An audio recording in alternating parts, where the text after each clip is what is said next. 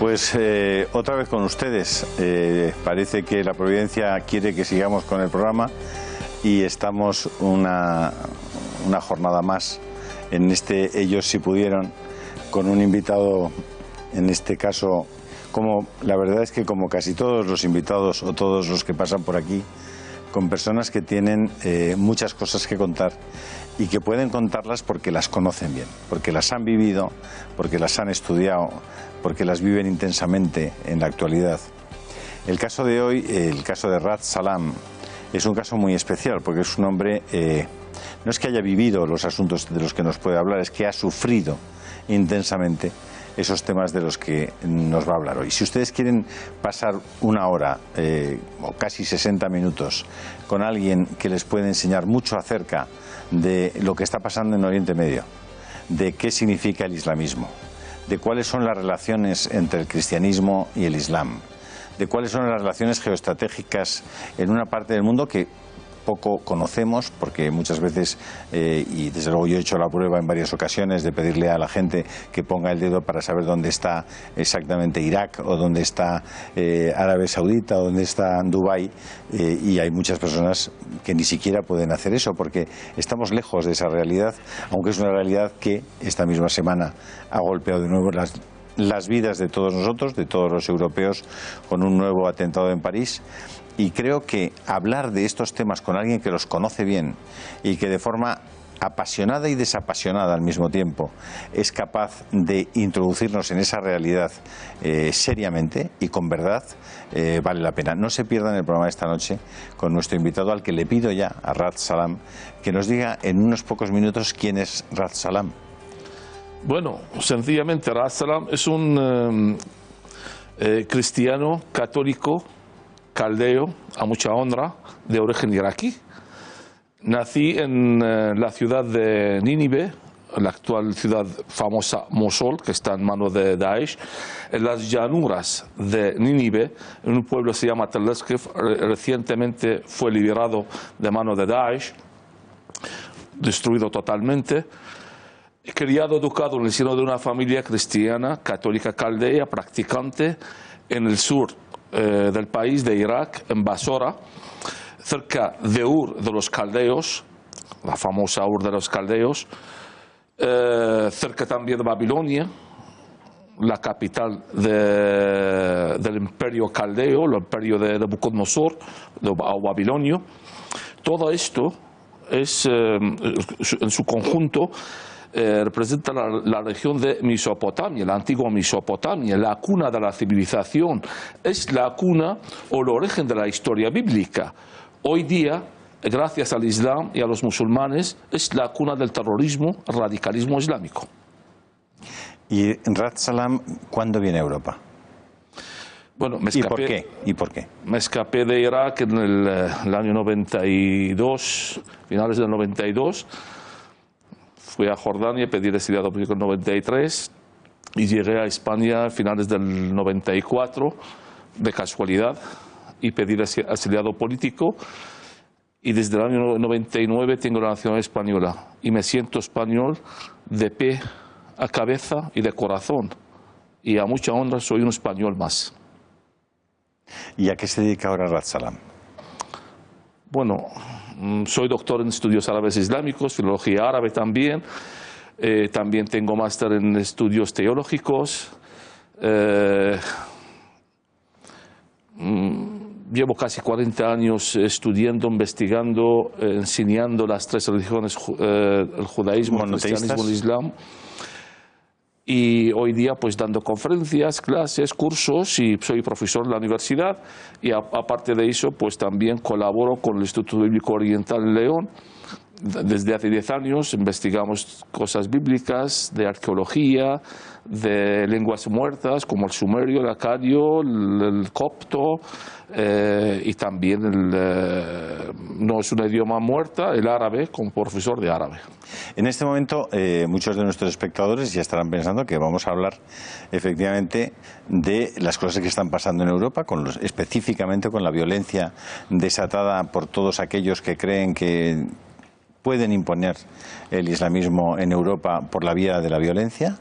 y que pueden desestabilizar las sociedades europeas, sociedades que están basadas y están construidas sobre la civilización cristiana, y que vamos a tratar de entender cuáles son los equilibrios, cuáles son los principales agentes que mueven lo que está ocurriendo en torno a Oriente Medio, en torno a las relaciones específicamente de los que serían desde mi punto de vista, Rats, y corrígeme si no es así, los principales agentes de aquella zona del mundo, que serían Israel, por una parte,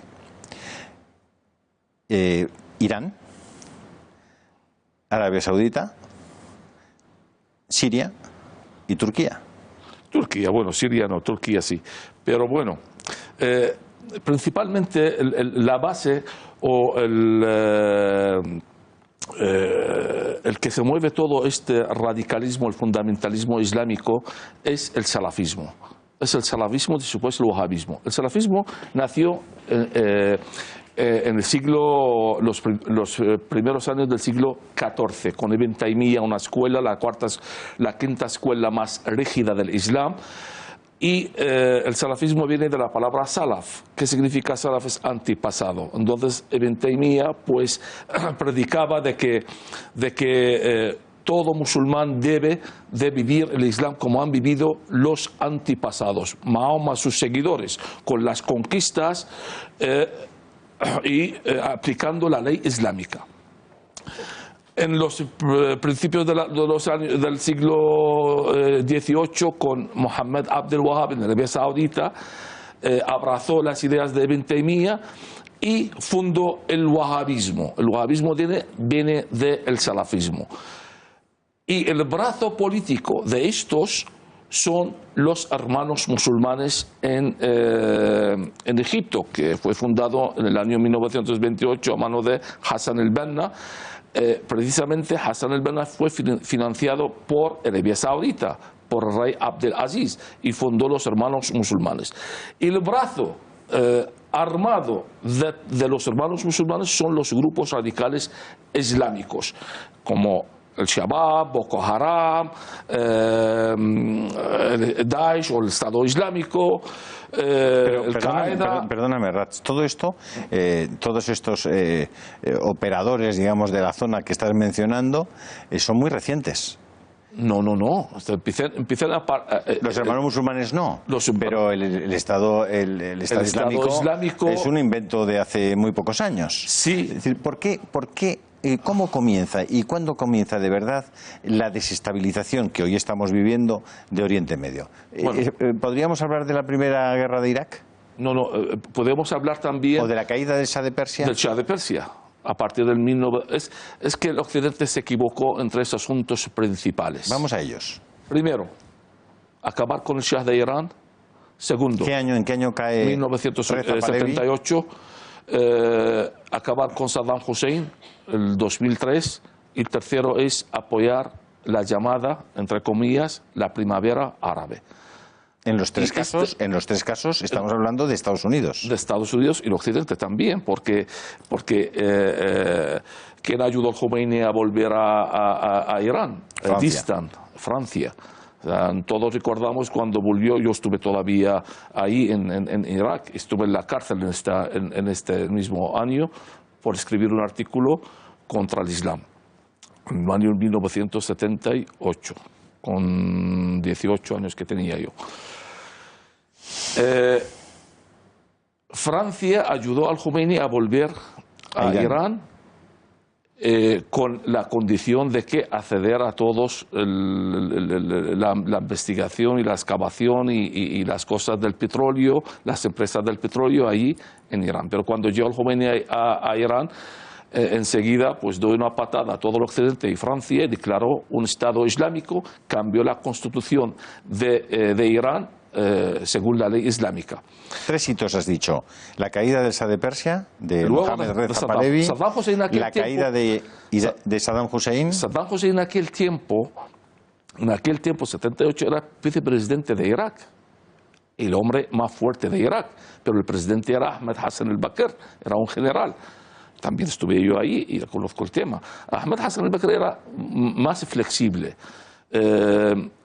menos dictador que Saddam Hussein. Saddam Hussein no era nadie. Saddam Hussein era el hombre, bueno, el principio de los principios del partido del Ba'ath. Saddam Hussein era el hombre que hacía trabajos sucios del partido y poco a poco empezó a subir hasta vicepresidente. Ahora bien, Irán ya empezó a predicar de que va a conquistar todo el Golfo Pérsico, el Bahrein es suyo, va a llegar hasta Arabia Saudita. Pues el Occidente necesitaba un hombre para enfrentar a Irán. ¿Quién es este hombre? Saddam Hussein. Saddam Hussein pactó con el Occidente para hacer un golpe de Estado contra Ahmad Hassan al-Bakr, el presidente de aquel tiempo, y el Occidente apoyó a Saddam Hussein con la condición de entrar en una guerra contra Irán. Y así fue. Saddam Hussein hizo un golpe de Estado contra Ahmad Hassan al-Bakr. Yo recuerdo el año 1979, con este golpe de Estado, que había casi 55 personas de los mejores pensadores y políticos del país que estaban contra Saddam Hussein. Saddam Hussein mató a todos, colgó todos, cada uno en su pueblo. Y nadie dijo nada. Y Saddam Hussein se hizo con el poder. No era para menos. Claro.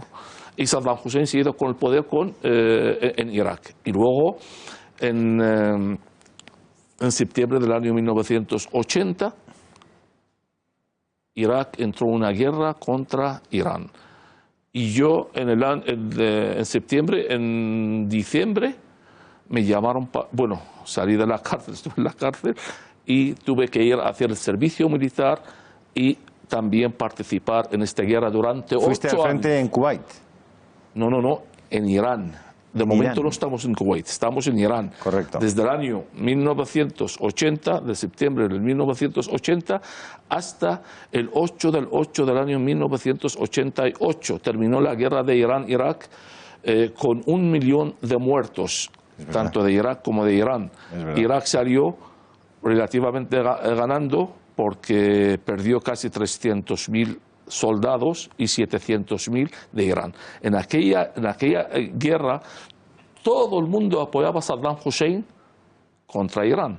Yo recuerdo en la Midi desayunaba kiri de Francia, el plátano de Canarias, bueno, ahí estaba tirado. Y este es el Kraft de Alemania, el queso. Sí. Y yo hasta hacía bromas con los musulmanes ahí, decía, todo este queso está hecho por la grasa de cerdo. Claro, ellos no comen el cerdo. Bueno, no lo creemos, yo lo he llevado todo a casa. Claro, nosotros somos cristianos y cómo es todo eso. Pues la verdad que era una guerra muy, muy dura. Se lo puedo contar muchísimas cosas, el sufrimiento que he sufrido yo en esta guerra y tantos amigos y compañeros míos que han muerto en mis brazos. También he estado durante estos años... ¿Dónde estabas en el frente exactamente? Siempre en el frente. Yo siempre me mandaba en el frente. ¿Por qué? Porque yo escribía artículos contra el Islam, contra Saddam Hussein, contra la dictadura. Pues era un bicho raro, era malo al frente. Pero la verdad que tenía mucha fe fe en Dios. Reza Pahlavi, Saddam Hussein, y como tenemos que ir a la publicidad, ahora vamos con el tercer hito, que es la primavera árabe y el apoyo de los americanos a la primavera árabe. Tenemos que entrar en Kuwait. Pues tenemos que entrar en Kuwait, vamos a salir un momento y entramos en Kuwait, hasta ahora mismo.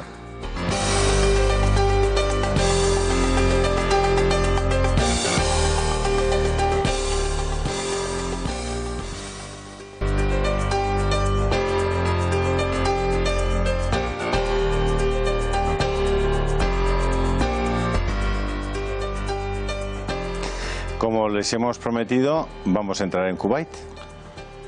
Bueno, terminó la guerra de Irán-Irak en el 8 del 8 del 1988.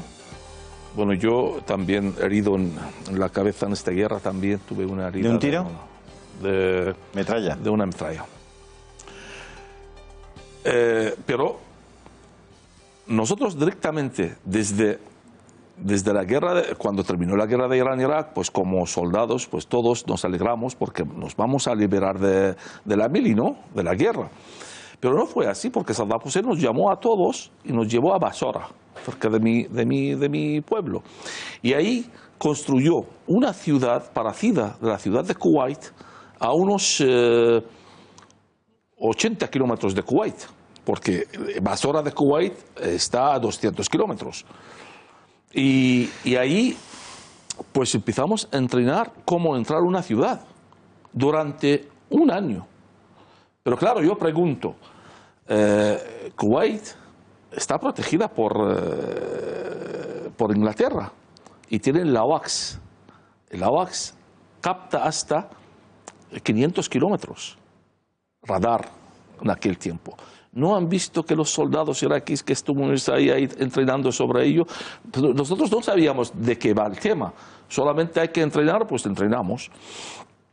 Y luego Saddam Hussein llamó el príncipe de Kuwait, yo recuerdo, fue en noviembre del año 1989, porque el príncipe de Kuwait empezó a pedir a Saddam Hussein el dinero, el que le daba, apoyándole en la guerra, que yo creo que eran 10.000 millones de dólares.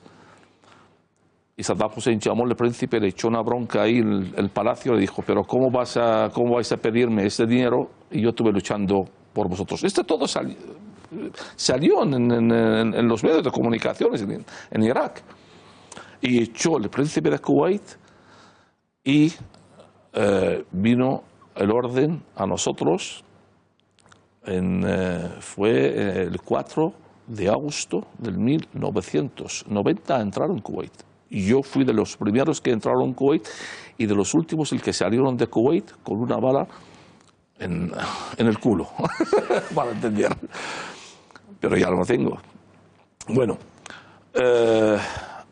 y esta guerra, la verdad que Saddam Hussein anunció esta guerra desde mucho tiempo atrás.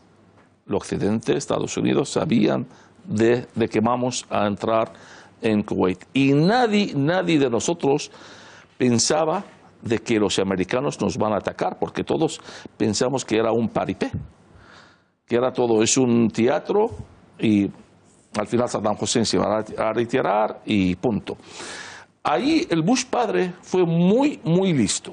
Es verdad que el ataque... el general Schwarzkopf. El general Schwarzkopf, pero por orden del Bush padre. Sí, claro. Pero cuando, antes del ataque, el Bush padre hizo un llamamiento de 33 países, entre ellos países árabes. ¿Para qué? Porque Saddam Hussein empezó a utilizar otro tono, el tono de la cruzada, del occidente, que vamos a luchar, musulmanes contra... Pero nadie lo escuchó. ¿Por qué? Porque había ejércitos árabes dentro de la coalición de Bush. Estaban Egipto, Kuwait, Bahrein, Arabia Saudita, todos el ejército. Y lo que más hicieron daño al ejército iraquí eran estos ejércitos, no los americanos. Es verdad que los americanos ahí estaban, pero lo que más hicieron daño a nuestro ejército fue Irak. Y era una mentira que dijeron que en aquel tiempo salieron los medios de comunicación de 5.000 muertos. Eran más de 200.000 muertos, porque yo salí de Kuwait, durante 3 días estuve perdido en el desierto, durmiendo entre los cadáveres, muriendo. Yo si pudiera contar todo lo que me ha pasado en estos 3 días, es increíble, de verdad. Y las matanzas, el que hicieron al ejército iraquí. Todos mis amigos, los soldados que estaban conmigo, familiares míos también, murieron ahí en esta batalla. Llegamos a Kuwait, a Basora, y en Basora había una rebelión chií del partido, el llamamiento se llama Hizb ut-Tahrir, el que está gobernando hoy día en Irak. Y la rebelión pues hicieron ahí unos desastres en el país, destruyeron todos los sitios oficiales, mataron a cristianos. A mí me llevaron como prisionero cautivo durante casi 10 días. Pero con perdóname, unas palizas. Perdóname, Saddam Hussein era un mal menor. Saddam Hussein era el demonio, era un dictador. A mí, bueno, me condenó a muerte, me quería matar, pero con todo eso, comparando con lo que hay ahora, Saddam Hussein es un ángel. Es un ángel. ¿Qué hay ahora en Irak? Ahora en Irak hay una banda de ladrones, de radicales musulmanes chiíes, que no están haciendo nada en el país, solamente están aumentando el radicalismo, el fanatismo islámico y el odio dentro del país. No están haciendo nada. Saddam Hussein hacía cosas en el país. Saddam Hussein era un dictador, pero un dictador laico. ¿Qué posición tiene Irán en Irak en este momento? Ahora, mucho. El que está gobernando en Irak hoy día es Irán. ¿Qué población tiene Irak? Hoy día tiene casi 30 millones de habitantes. Estamos hablando de un país importante. Pero el 20% son kurdos. 6 millones. Claro, arriba. Los cristianos ya hemos bajado porque en la época de Saddam Hussein los cristianos, ahí había casi 3 millones de cristianos, hoy día no llegan a 300.000. ¿Dónde están? Todos se han escapado del país, otros le han matado, hay muchos atentados y gente que no puede ni vivir en el país. Hay 2.700.000 católicos, caldeos, cristianos. Cristianos, católicos, asirios, protestantes, que ortodoxos. han salido del país. Han salido del país, sí. La gran mayoría de ellos han salido. ¿Dónde están? Estados Unidos, la gran mayoría, en Canadá, Australia, en Europa, están extendidos en todo el mundo. ¿Y qué está pasando ahora mismo en Irak con esos 300.000 cristianos que quedan? Están pasando realmente mal. ¿Hay un genocidio de cristianos? Claro que sí. Es un genocidio real. Es que todos los días están persiguiendo los cristianos. Mira, aquí cuando se habla de los musulmanes en Europa, en toda Europa, el occidente, los musulmanes tienen todo el derecho de celebrar sus fiestas, practicar su religión, rezar 5 veces al día, hacer ramadán, y están pidiendo más derechos. A mí me parece bien, no me parece mal, porque esta es la democracia y esta es la libertad religiosa, porque esto es el cristianismo en sí, porque Europa es tradicionalmente cristiana. Del mismo modo, lo que tienen que hacer los musulmanes en sus países de mayoría, a dar esta libertad a los cristianos que viven con ellos. Y nosotros no somos inmigrantes, nosotros somos los originales del país, porque los musulmanes nos conquistaron. Los cristianos de Irak, nosotros somos descendientes de los antiguos imperios, los imperios asirios y Babilonia de Mesopotamia. Los musulmanes árabes nos conquistaron a partir del año 637. Conquistaron Irak, Siria, luego Jerusalén. O sea, en la práctica, por centrar un poco el tema para nuestros espectadores, el primer resultado de la decisión de Estados Unidos de sustituir a Saddam Hussein ha sido la práctica desaparición de los cristianos en Irak. Pues este es el plan. El plan era muy antes de eso. O sea, el plan es de Arabia Saudita, de Turquía, de todos estos, es vaciar el mundo, entre comillas, porque no le llaman el mundo árabe musulmán, es el mundo bíblico. Es vaciarlo de cristianos. Vaciar este mundo de cristianos. Eso está funcionando. Está cumpliendo a rajatabla.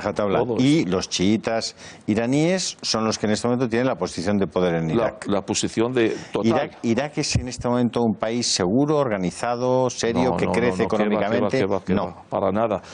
Yo no puedo ir a Irak capital, pero yo voy al norte de Irak. Yo he estado ahí ahora ¿A Mosul? Este año. Sí. No, a Mosul no. Mosul está en manos de Daesh. A Erbil, la capital de Kurdistán. Y luego voy abajo a un pueblo cerca de mi pueblo, Al-Kosh, que es el segundo pueblo, que ahí tengo familias y tengo amigos y gente que pueden protegerme, para que pueda ayudar a mi gente, mi pueblo, a ver lo que necesitan. Pero Erbil es la capital del Kurdistán en el norte de Irak. En el movimiento de salida de Saddam Hussein, por tanto, tenemos como primer efecto y más importante es la vuelta de la presencia y de la influencia de Irán sobre Irak y la desaparición práctica de los cristianos como una minoría importante o influyente en el país. Te recuerdo que con Saddam el ministro de Exteriores era un cristiano. Sí, pero bueno, Tarek Aziz yo lo conozco personalmente, conozco su familia también, es de mi pueblo. ¿Está vivo? No, se murió en la cárcel de cáncer, o estaba condenado a muerte también, pero murió en la cárcel. Y ahora pero Tarek Aziz no era cristiano practicante. Aparte, el partido Ba'ath es un partido laico, es un partido que no es musulmán, ¿no? Correcto. Pero déjame seguir, Ratz, un poco por ir, digamos, centrando a los espectadores en lo que la historia que les estamos contando y para que tengan un poco de luz sobre lo que pasa allí. Tercer hito del que íbamos a hablar era la primavera árabe, o las primaveras árabes. Y tú entiendes que ese es uno de los tres más importantes que han ocurrido en esa zona y que han cambiado el panorama de equilibrios que había allí. ¿Qué pasó con las primaveras árabes? ¿Quién las pone en marcha? ¿Por qué? La caída de Saddam Hussein en el año 2003 es muy interesante porque ese es todo el mundo echa la culpa a Bush, hijo. Y es verdad que Bush, hijo, es un tirano porque no debía de acabar con el régimen de Saddam Hussein, como lo hizo su padre. Su padre mantuvo Saddam Hussein porque prefería mantener Saddam Hussein que a los radicales chiíes en aquel tiempo. Pero lo que no saben la gente, que los mismos chiíes, el llamamiento se llama el Dawa, con Nuri el-Maliki, que luego después se hizo con el poder en Irak, ellos mismos pidieron al Bush hijo ayuda para acabar con Saddam Hussein. Y el Bush padre, Bush hijo, cayó en la trampa, porque el Bush hijo pensaba de que era un paseo para él. Se va ahí una semana a acabar con Saddam Hussein, le hacen una estatua, le aplauden y salen de ahí. Pero lo que no sabe que los musulmanes son muy tramposos. Es verdad que llamaron a Bush a entrar ahí a acabar con Saddam Hussein, pero luego los mismos chiíes se unieron con los sunís contra el extranjero. Porque los musulmanes, es verdad que los chiíes y los sunís están en guerra entre sí, pero cuando hay un extranjero, se unen los dos contra el extranjero. Y luego la primavera árabe. La primavera árabe, pues, es un desastre. ¿Cuál es el punto de partida? ¿Egipto? No, ¿O la caída del propio Gaddafi? No, el comienzo o el génesis de la primavera árabe fue en Túnez. Todos recordamos que en la ciudad de Port Said, cuando salió un joven protestando por la crisis económica que hay en Túnez, que no hay muchos paros, porque también afectó la crisis económica en Europa, afectó mucho a Túnez, porque Túnez vive por el turismo. Y claro, como hay crisis económica en Europa, pues se hundió Túnez. Y ya salió una manifestación. Se aprovechó los hermanos musulmanes de estas manifestaciones, estas protestas, y declararon como un golpe de Estado contra Ben Ali. Y siguió la primavera árabe. Y esta es la equivocación del Occidente. El Occidente se equivocó en la primavera árabe porque antes de conocer quiénes están atrás de ellos, apoyaron estos rebeldes creyendo que van a generar ahí los países árabes una democracia. Lo que no saben que en los países árabes la democracia no es compatible con el Islam, porque el Islam y la democracia no son compatibles. El Islam es una dictadura. En los países árabes no existe democracia. El mejor sistema que funciona en estos países es una dictadura laica. Y se extendió esta primavera árabe llamada primavera árabe desde Túnez, Libia, luego Egipto y luego finalmente pues Siria, y afectó el norte de Irak. Y Daesh, o el Estado Islámico, es el fruto o la cosecha de esta primavera árabe. Abu Bakr al-Baghdadi fue un instrumento, un invento de los americanos. ¿Para qué? Pues para acabar. Dice, bueno, pues acabamos con los radicales, inventamos otro y luego pues acabamos con él. Pero es como las películas americanas, inventan un monstruo para acabar con los malos y este monstruo se vuelve contra la policía y ahora la policía tiene que buscar una manera para acabar con él. Sí. Y es que son equivocaciones atrás de equivocaciones. A mí por eso cuando... ¿Dónde están los principales monstruos ahora en Oriente Medio? ¿En Arabia Saudita? El eje del mal, es la cabeza del mal, Arabia Saudita.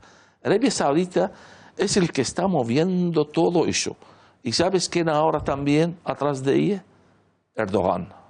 Erdogan, el radical musulmán. Este es ahora también otro radical islámico. Pero no lo era. Pero no lo era. Erdogan no lo era hace 8 años. ¿Cómo no lo era? Bueno, estaba pidiendo la entrada en Europa con... Querido Julio, que tú lees mucho y sabes, investiga la biografía de Erdogan. Erdogan ha estado en la cárcel el año 98 cuando terminó su mandato como alcalde de Estambul. Le pusieron en la cárcel por recitar una poesía radical islámica y decía: el Corán es en nuestra constitución, las mezquitas en nuestros cuarteles y nuestros creyentes son nuestros soldados. Y le pusieron en la cárcel 6 meses y le echaron del partido al que pertenecía, que era un partido laico. Y él luego fundó este partido, el que tiene, el partido se llama Justicia y Desarrollo, el partido el que presenta ahora. ¿Cómo es nuestro radical islámico? No se presentaba así, al menos frente Siempre a ha sido las radical autoridades. islámico, pero entraba en Europa con la piel de cordero. Eso es. Para ver si podemos entrar en Europa. Cuando ha visto que no hay manera, pues ha salido. Ha dicho: esto es lo que soy. Aquí soy. Y aquí a estoy. partir del referéndum del domingo pasado, lo que hay ahí es una dictadura. Es un golpe de Estado. Brutal. Es un golpe de Estado en toda regla en Turquía ahora mismo. Igual que el golpe de Estado del Khomeini en Irán. Porque lo que va a hacer ahora Erdogan va a declarar Turquía como un Estado islámico. Y va a cambiar las constituciones laicas de Turquía. Bueno, según Turquía la es ley uno de los islámica. ejércitos más poderosos de la zona. Tiene el permiso, porque ha sacado el sí. Pero, Ratz, ¿quién arma a Arabia Saudita? ¿Quién arma a Turquía? El Occidente, ¿eh? ¿Por qué estoy diciendo? Que el Occidente está equivocando muchísimo en esta zona. Es que hay que cambiar esta política que tiene en el Oriente, digo. O sea, tiene que cambiar toda esta política, tiene que cambiar el chip. Yo estoy con Trump, pero Trump también está equivocado en un asunto, porque sus enemigos no son ni Rusia, ni Putin, ni Bashar al-Assad. Los enemigos principales son los radicales islámicos. Bashar al-Assad es un dictador, es un asesino, pero Bashar al-Assad es mucho mejor que sus opositores o lo que hay ahí. Primero hay que apoyar a Bashar al-Assad contra los radicales islámicos y luego veremos qué hacemos con él. Pero primero tienes que apoyar a Bashar al-Assad. Bashar al-Assad, aparte, cuando la semana pasada hubo este ataque químico con armas químicas en una zona en Siria, todo el mundo acusó. ¿Tú creíste? Yo no. Imposible que sea Bashar al-Assad, porque es que no tiene interés Bashar al-Assad, especialmente en este momento, porque está ganando la guerra. ¿Para qué hace estas cosas? Estas armas químicas seguramente que vienen del grupo Naqshbandi. Es que si también tenemos que hablar de en qué consiste Daesh, porque Daesh son muchos grupos dentro de Daesh. Está el Nusra, está Ansar al-Islam, está también el grupo de Naqshbandi, los antiguos oficiales del régimen de Saddam Hussein que se escaparon y se unieron con el vicepresidente de Saddam Hussein, Izzat al-Duri, que era el... ¿Dónde se va a colocar, Ratz, Rusia en esta relación de equilibrios? Porque hasta ahora, a ti te lo pregunto.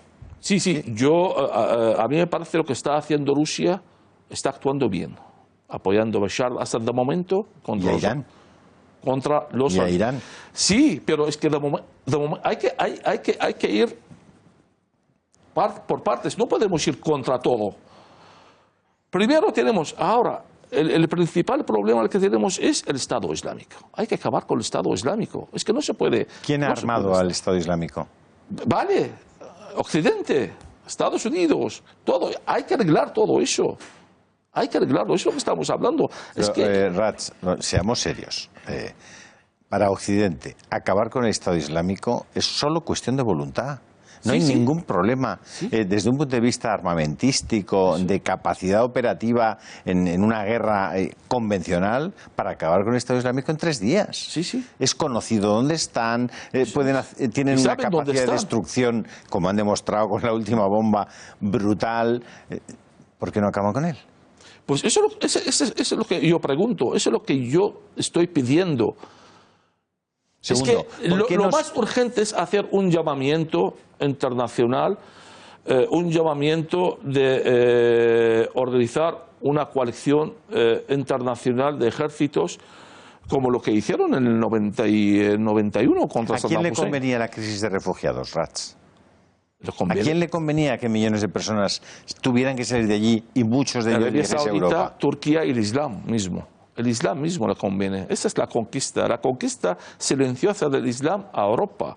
Eso es lo que conviene. Lo que pasa, el Occidente no está entrando en la cabeza estas cosas, no está tomando estas cosas en serio. O sea, es que este es el problema del Occidente. Yo no sé quién están aconsejando a los líderes del Occidente. No sé. Es que de verdad, que todas estas cosas es que no entran en la cabeza. Porque esta crisis a pagar 6.000 millones de dólares a un radical como Erdogan para solucionar el tema de inmigrantes, y cada vez que nos están mandando más inmigrantes a Europa, yo no entiendo. O sea, no entiendo. Además, estos inmigrantes, ¿por qué no solucionan el problema los mismos Arabia Saudita, que son de su patria, de su religión, de su etnia, de todo? Y tienen la capacidad y el dinero suficiente para hacerlo. Recibirles y... ¿Qué hace la Arabia Saudita? ¿Qué hace el salafismo? Construyendo mezquitas en Europa. Solamente construyendo mezquitas. ¿Y quién está ayudando a los inmigrantes? Los sacerdotes, las monjes, que están ahí jugando la vida, y yo lo he visto en mis ojos, en la frontera de Siria, en la frontera de Jordania y en el norte de Irak. Esto es el que yo nunca he visto un imam, nunca he visto un musulmán ayudando a los inmigrantes. El que están ayudando a los inmigrantes realmente son estos. ¿Quién enciende la mecha del odio de los musulmanes radicales al resto de la sociedad occidental? Porque me aceptarás que islamistas, por ejemplo, en los Estados Unidos han vivido hace decenas de años y no ha habido conflictos. ¿Dónde? En Estados Unidos. ¿No han vivido islamistas en Nueva York?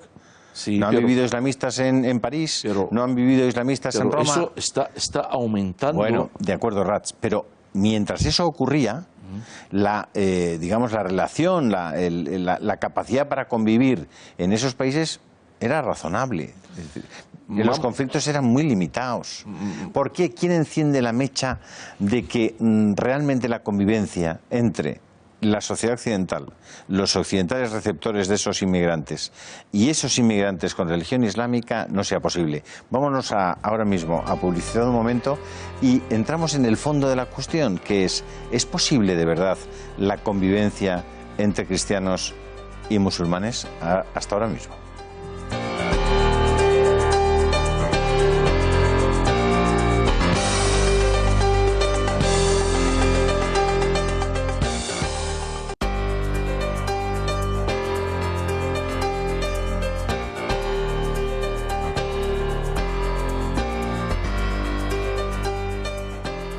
Aquí estamos de nuevo.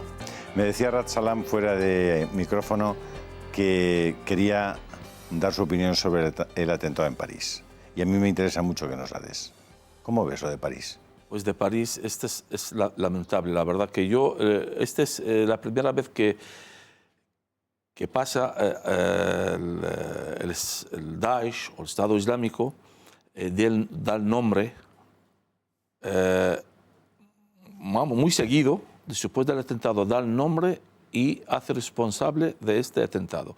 ¿Qué significa? Ha sido inmediato. Inmediato. Y es la primera vez, efectivamente. Es la primera vez, sí. Y llama la atención.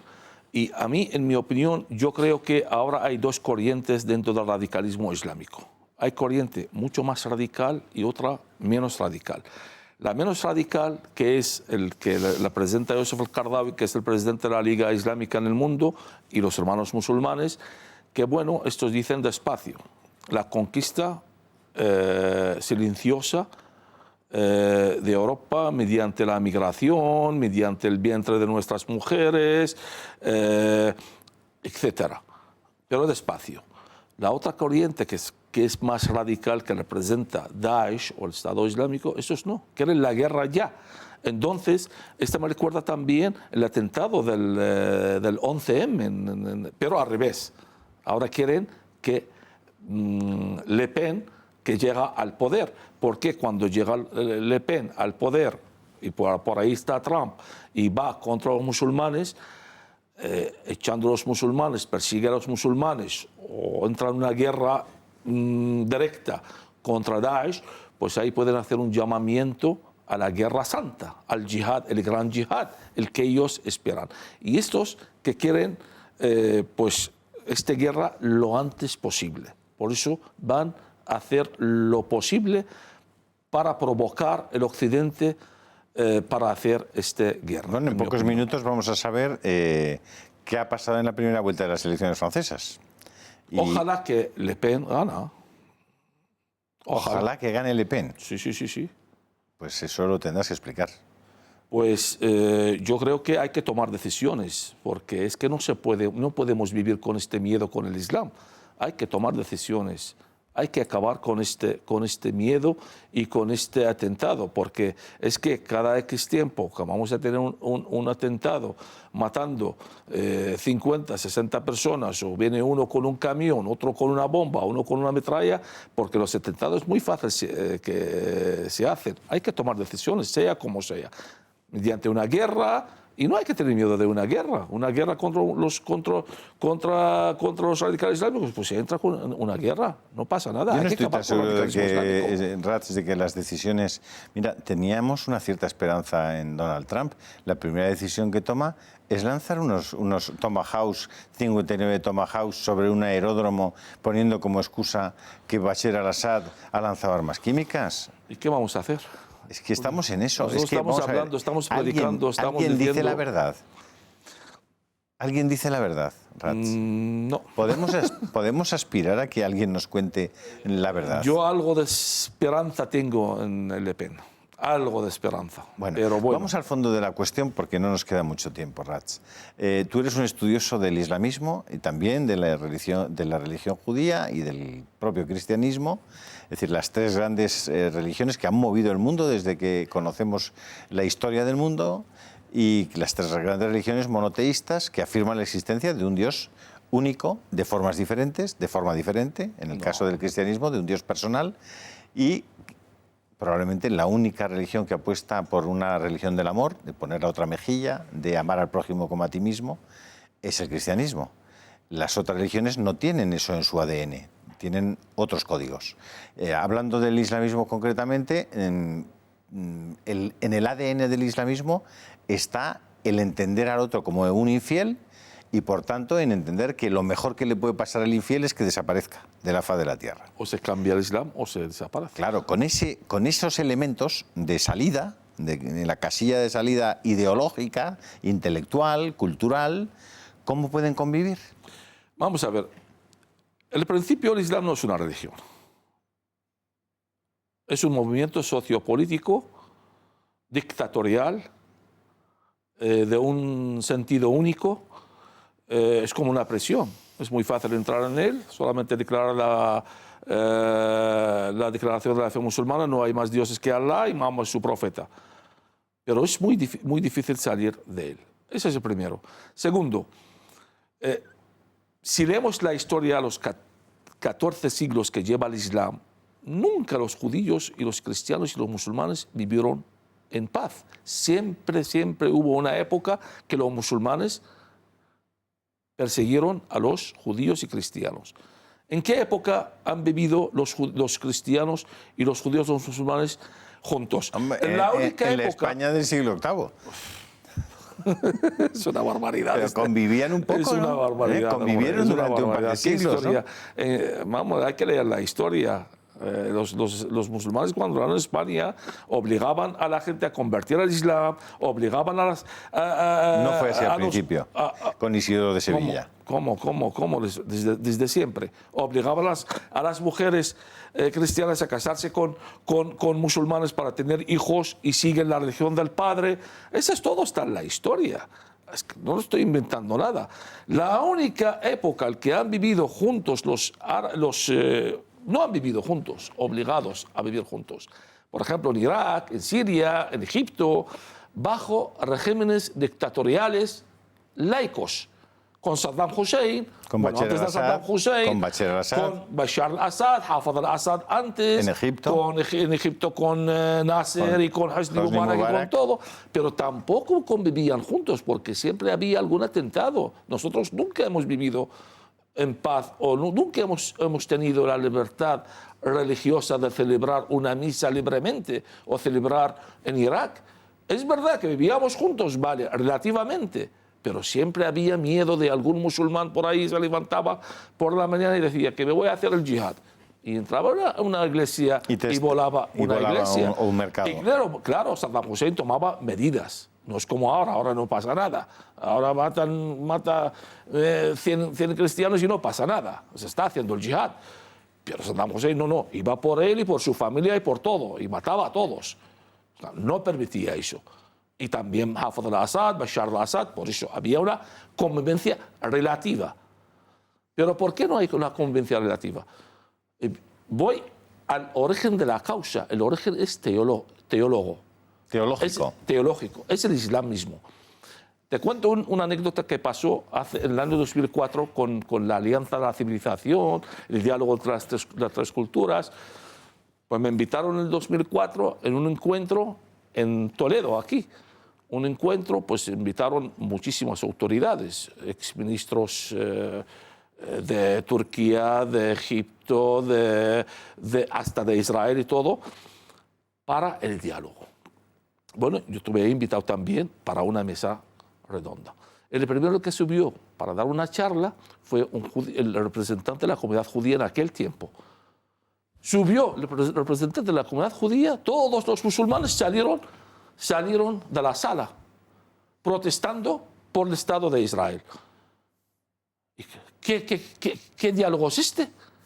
Y luego, claro, cuando me tocó a mí con el imam, con el imam musulmán, le dije, vamos a ver, solamente voy a leer un texto del Corán. Saqué el Corán, una sura, la sura 5, el versículo 51, y dice textualmente, creyentes, no tomáis como enemigos a los judíos y los cristianos, porque son amigos entre ellos. Que entrabe amistad con ellos, hace uno de ellos. Le dije, ¿crees en este texto? Dice, claro, este es un texto del Corán. Entonces, ¿dónde está el diálogo? Y este texto está repetido en el Corán 12 veces. Por lo tanto, no dejamos engañar. Jamás el Islam... Tú eres católico. Sí. Y no se te irá de la cabeza la foto de Juan Pablo II rezando sí. con un rabino y con un imán. Sí. Y apostando por la convivencia en paz de las tres religiones. Y yo también rezo todos los días por vivir en paz. Yo soy cristiano, creyente, creo en la paz. ¿No lo ves posible? No, es imposible. Entonces, la única solución, ahora bien, si tú preguntas cuál es la solución, ¿qué hacemos? ¿Acabamos con todos los musulmanes? Claro, no, hombre. Claro. O sea, no todos los musulmanes no todos los musulmanes son yihadistas. Esto hay que dejarlo claro. Hay musulmanes que son musulmanes practicantes, pero no creen en el yihad y creen en la convivencia. Yo estoy hablando de la jerarquía del Islam. Los imames, los dirigentes del Islam, estos jamás y nunca, en ninguna época de la historia, los dirigentes del Islam han creído... Pero para esas personas, Rats, el Islam sí es una religión. Sí, para sí. los que están de buena Claro, fe. claro. Claro, tú me has dicho, no, es que el Islam no es una religión. Para mí, claro. Para mí el ellos Islam no es una religión. No es un movimiento sociopolítico. Para ellos es una religión y la palabra del Corán, todo palabra de Allah. Pero la única solución que se puede hacer es volver a los años 50 y 60. Es imponer, y digo imponer, no exponer. Imponer lo occidente tienen que escuchar los dirigentes una vez, no quiero decir otra cosa, que tienen que escuchar. Imponer dictadores laicos en los países árabes islámicos, porque los únicos que pueden sujetar y controlar los imames, los dirigentes radicales islámicos. Y ahí, en estos países, cuando hay relativamente convivencia, hay algo de paz en el mundo. Porque no había en los años 50, 60, 70 tantos atentados, claro, tanto radicalismo islámico en el mundo. Porque en estos países árabes islámicos había dictadores nacionalistas, pan-árabe, no pan-islámico. Vale, esa es la solución que tú plantearías para volver a una situación de equilibrio. Pero ahora ya se ha ido de la mano, porque ya los yihadistas ya están en Europa, Bien. están actuando ya. Entonces, ¿y en Europa cuál es la solución? La solución en Europa, pues controlar las mezquitas, reducir el número de las mezquitas y los imames radicales, todos. Es que a mí de verdad me da rabia, porque yo he vivido en un país como Irak, y ahí no andaban con tonterías. Saddam Hussein, cuando a uno solamente dice una chorrada, a la cárcel o cortar el cuello. Y que aquí en Europa, pues un radical islámico que ha luchado con Daesh en Mosul, y viene aquí y está en la calle. Y están esperando cuando hace un atentado. ¿Qué esperáis? O expulsarle, pues o meterle en la cárcel. Estos todos tienen que estar fuera de Europa o estar en la cárcel, controlados, no están ahí fuera. Todos los que han cometido los atentados, todos. O sea, lees ahí los medios de comunicación y dicen, no, es que este estaba en la cárcel, o estaba luchando con Daesh, o era un yihadista. ¿Y qué hacía en la calle? ¿Y qué hacía solo? ¿Crees que Europa y sus dirigentes tienen herramientas morales e intelectuales para solucionar esto? Pues eso es lo que necesitamos, dirigentes fuertes, dirigentes con una capacidad de tomar decisiones, dirigentes que no piensan en su partido, en sus intereses políticos, en sus intereses económicos, piensan un poquito en Europa, en la traducción de Europa, que hay que volver a nuestras tradiciones cristianas, no hay que olvidar que Europa es con una tradición cristiana. Hay que defender nuestros derechos, la libertad, pero la democracia, pero defender también los derechos de la gente que estamos viviendo aquí. Rats, me has dicho al principio de esta conversación, que está muy cerca de terminar, lamentablemente, que eres español y te sientes muy español. ¿Qué te preocupa de España hoy?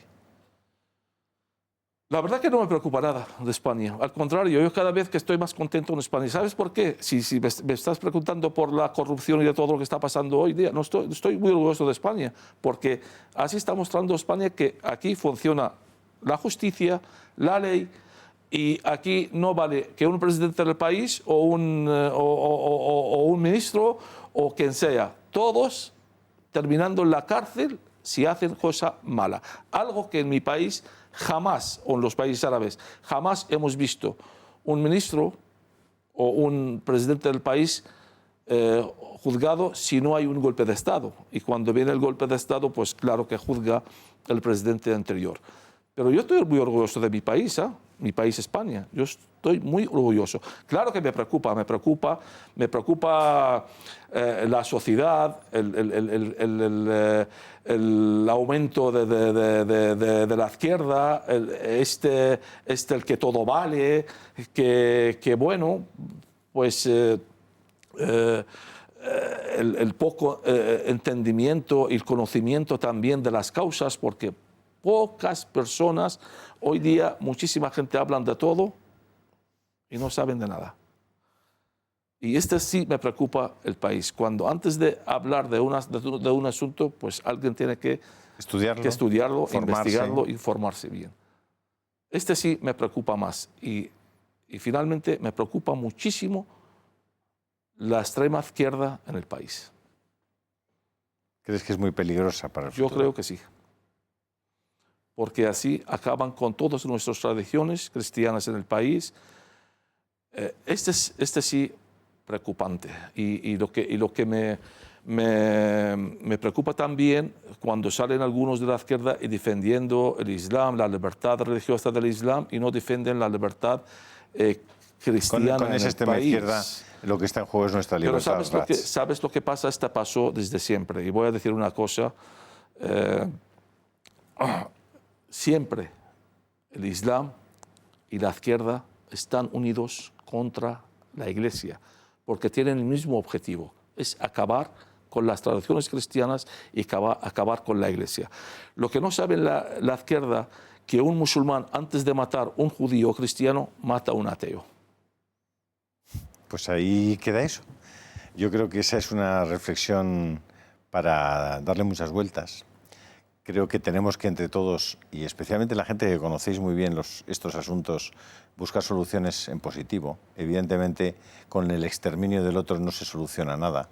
Lo que hay que buscar son razones para entendernos y también, obviamente, aplicar medidas legales, a veces coercitivas y a veces duras, pero que pongan a la gente en su sitio. Es decir, lo que hay que proteger fundamentalmente desde los gobiernos es la libertad de todos. No solamente de algunos, la libertad de todos. Yo, Rats, creo que con personas como tú, que se dedican a estudiar a fondo los asuntos y que han vivido en primera persona, incluso en la trinchera de las guerras, todas estas cosas, la gente puede hacerse una idea mucho más cabal y mucho más sensata y más certera de qué está pasando en nuestra sociedad con todos estos temas.